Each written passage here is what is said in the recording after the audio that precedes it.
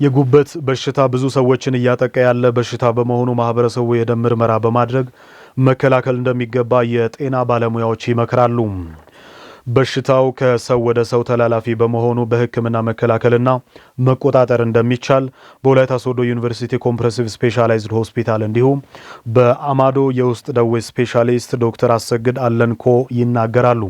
የትዕግስት ክፍሌን ዘገባ መስከረም ጌታቸው እንደሚከተለው ታቀርበዋለች። በዓለም ሆነ በሀገራችን በሚሊዮን የሚቆጠሩ ሰዎች በጉበት በሽታ በተለይም ሄፓታይተስ ቢ ተብሎ በሚጠራው በሽታ ይጠቃሉ። ይህም በሽታ በአሁኑ ሰዓት ብዙ ሰዎችን እያጠቃ የሚገኝና መፍትሄ ያልተገኘለትም ተብሏል። በሽታው መኖሩን ለማወቅ የደም ምርመራ ማድረግ አስፈላጊ መሆኑን በወላይታ ሶዶ ዩኒቨርሲቲ ስፔሻላይዝድ ሆስፒታልና አማዶ የውስጥ ደዌ ስፔሻሊስት ዶክተር አሰግድ አለንኮ ይናገራሉ። የጉበት በሽታ ለማወቅ እንግዲህ የተለያዩ ምርመራዎች ያስፈልጋሉ። ስለዚህ የደም ምርመራ ያስፈልጋል። የደም ምርመራ ማለት ለምሳሌ አሁን ሄፓታይተስ ቢ በደም ውስጥ አለ ወይስ የለም የሚለውን የሚያረጋግጡልን የደም ምርመራዎች አሉ። ሄፓታይተስ ቢ ሰርፌስ አንቲጅን አለ። ሄፓታይተስ ቢ ዲኤንኤ ሌቭል የሚባልም አለ።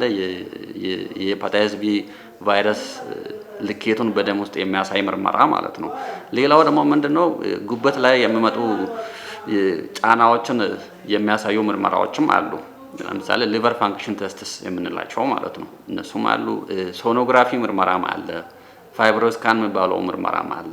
ሌላው ደግሞ ምንድነው ሲቲ ስካን ምርመራም ያስፈልጋል ማለት ነው። የጉበት በሽታው በሁሉም የእድሜ ክልል ውስጥ ያሉ ሰዎችን ሊያጠቃ የሚችል ሲሆን ምልክቶቹም ትኩሳት፣ ድካምና የአይን ቢጫ መሆን ሊሆኑ እንደሚችሉ ዶክተር አሰግድ ገልጸዋል። ጉበት በሽታ ምልክቶቹን ላያሳይ ይችላል። ኦር አሲምፕቶማቲክ ነው የምንለው በእንግሊዝኛ። ስለዚህ አብዛኛው ጊዜ ምልክቶቹን ላያሳይ ይችላል። ግን የበሽታ ሁኔታ እየጨመረ ሲሄድ የተለያዩ ምልክቶች መምጣት ይጀምራሉ ማለት ነው። ለምሳሌ ድካም ማለት ሊሆን ይችላል። የምግብ ፍላጎት ማነስ ሊሆን ይችላል። የአይን ቢጫ መሆን ሊሆን ይችላል።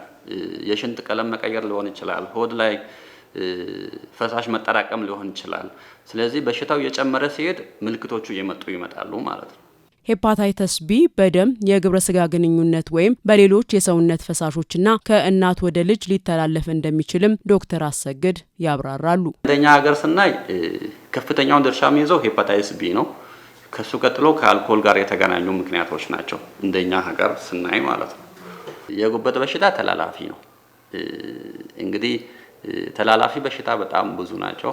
ለምሳሌ የመተላለፍ አቅም ሄፓታይተስ ቢ ስንል ከኤችአይቪ አንፃር ከመቶ እጥፍ በላይ ተላላፊ ነው ሄፓታይተስ ቢ ስናይ ማለት ነው። ሄፓታይተስ ሲም ተላላፊ ነው። ከአንድ ሰው ወደ ሌላ ሰው ይተላለፋሉ የጉበት ቫይረሶች ማለት ነው።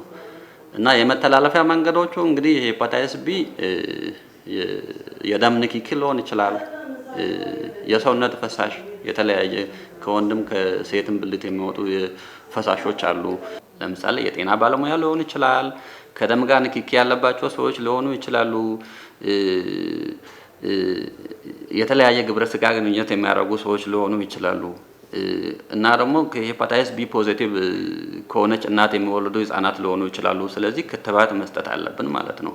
ክትባት ስንል ደግሞ ክትባት አንዴ ከሰጠን በኋላ ሄፓታይተስ ቢ ምን ያክል መከላከል ይቻላል ስንል ያው የተለያዩ ሪሰርቾች አሉ፣ ጥናቶች አሉ። ጥናቶች እንደሚያሳየው የሄፓታይተስ ቢ ክትባት ሙሉ በሙሉ 3ቱንም ዶዝ አንድ ሰው ከወሰደ ከ95% በላይ የመከላከል አቅም አለው ማለት ነው። አንዳንድ የጉበት በሽታዎችን ሙሉ በሙሉ መከላከል ባይቻልም ወደ ጤና ተቋም በመምጣት ሕክምና ካገኙ አደጋውን በእጅጉ መቀነስ ይቻላል ይላሉ ዶክተር አሰግድ። መከላከል ይቻላል። እንግዲህ ለመከላከል እንግዲህ ቫክሲን መባል አለ። ሄፓታይተስ ቢ ቫክሲን አለ። ስለዚህ እንደ ኢትዮጵያ ስናይ እንግዲህ ተጋላጭነት መባል ነገር አለ። ተጋላጭነት ማለት ደግሞ ሪስክ ማለት ነው። ሪስክ ኦፍ ኤክስፖዠር ስናይ ምንድነው ሎ ሪስክ አለ፣ ሃይ ሪስክ አለ። ስለዚህ እንደ ኢትዮጵያ ስናይ ኢንተርሚዲየት ሪስክ ነን ሁላችንም። ስለዚህ ተጋላጭነት ያለባቸውን ሰዎች ክትባት መስጠት አለብን ማለት ነው። የሕክምናው ዋና ዓላማ ምንድነው? የጉበት ቫይረስ መጠኑን መቀነስ ማለት ነው። የመባዛት መጠኑን መቀነስ ነው እንጂ ቫይረሱን ከሰውነት ሙሉ በሙሉ ማስወገድ አይደለም ማለት ነው።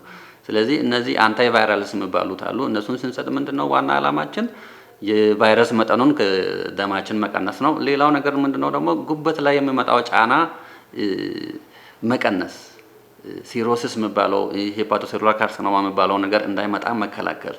ሌላው ደግሞ ምንድነው ከጉበት ውጪ ያሉ አካላትም እንዳይጎዳ መከላከል ማለት ነው። በቤተሰብ ውስጥ ወይንም የቅርብ ግንኙነት ያላቸው ሰዎች በቫይረሱ የተጠቁ ከሆነ ቀሪው ቤተሰብ ወደ ሕክምና ተቋም በመሄድ ምርመራ ማድረግ ይጠበቅበታልም ተብሏል።